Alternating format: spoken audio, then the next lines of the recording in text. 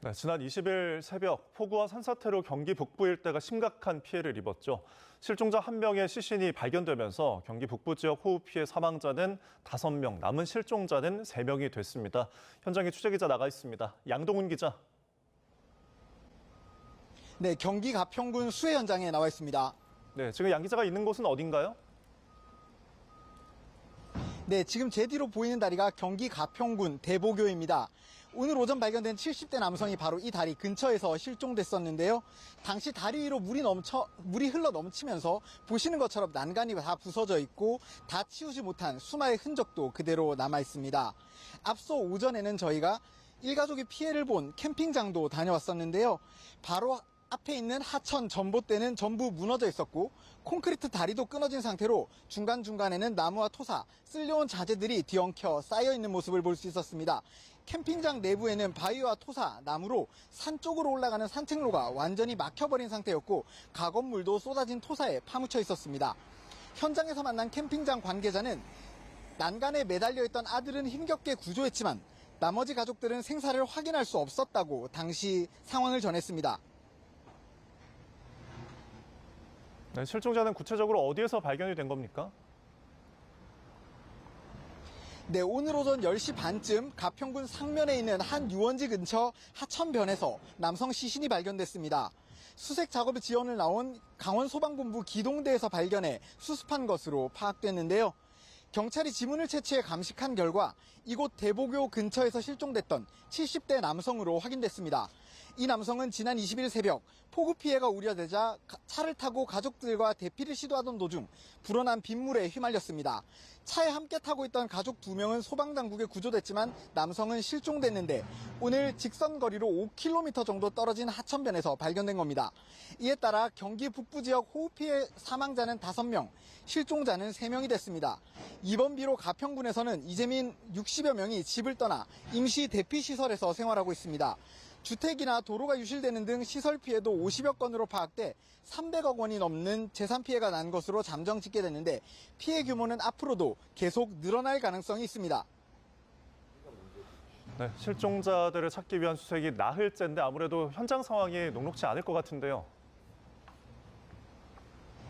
네, 소방과 경찰들은 연일 실종자 수색을 위해 총력을 기울이고 있습니다. 저희 취재진도 하천변을 중심으로 수색을 벌이는 모습 계속 확인할 수 있었는데요. 헬기와 드론이 하늘을 떠다니고 구조견이 하천 주변을 수색하는 것은 물론 수상 보트까지 동원해 수색 작업을 벌이고 있지만 여전히 어려움을 겪고 있습니다.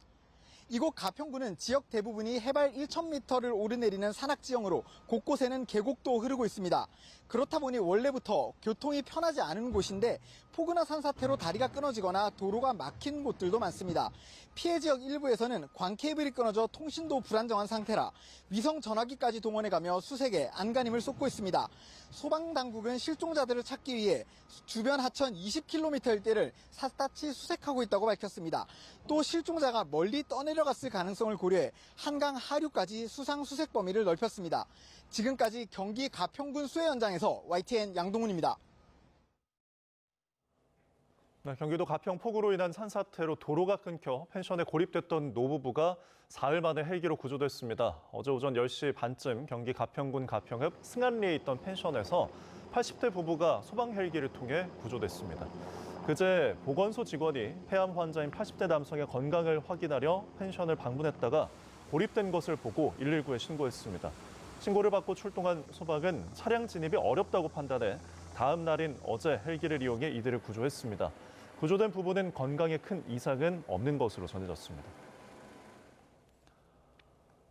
네, 오늘 오전 경남 산청에서 집중호우 여파로 실종된 80대 스님이 숨진 채 발견됐습니다.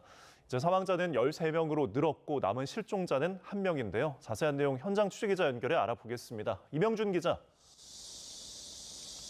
네, 경남 산청군 신안면에 나와 있습니다. 네, 실종자 발견과 관련해서 자세한 내용 전해주시죠.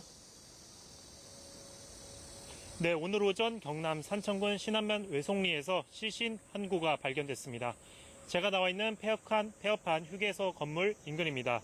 경찰이 시신의 지문을 분석했는데 지난 20일 새벽 실종된 80대 스님인 것으로 확인됐습니다. 어제도 실종자 2명이 숨진 채 발견됐습니다. 어제 오후 4시 10분쯤 산청군 단선명 박목리에선 땅속에 매몰돼 있던 60대 여성의 시신이 발견됐습니다. 이보다 1시간 전쯤엔 산청읍 모고리의 도로 부유물 더미에서 70대 남성이 발견됐습니다. 이제 사망자는 모두 13명으로 늘었습니다. 수색당국은 남은 실종자 80대 남성을 찾기 위해 수색을 이어나가고 있습니다. 인명피해에 이어 농작물 피해도 발생하고 있습니다. 이번 집중호우로 산청에서 농경지 4,277헥타르, 축구장 6,000개가량이 침수되는 피해가 난 것으로 잠정 집계됐습니다. 추정 피해 규모는 641억 원가량입니다. 피해는 집계 중이어서 이번 폭우로 인한 농작물 피해 규모는 더 늘어날 전망입니다. 지금까지 경남 산청에서 YTN 임영준입니다.